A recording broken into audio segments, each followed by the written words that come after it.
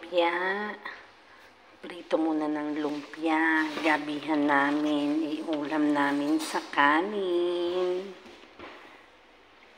Ay, hindi pa mainit. Nag-crave kami sa lumpiang toge.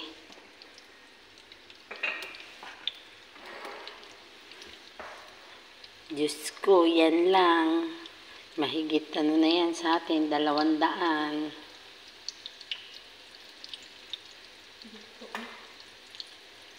Diba ang mahal?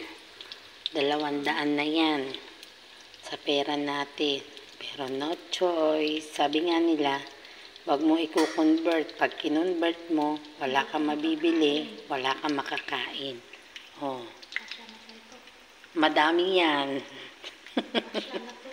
Kasya na.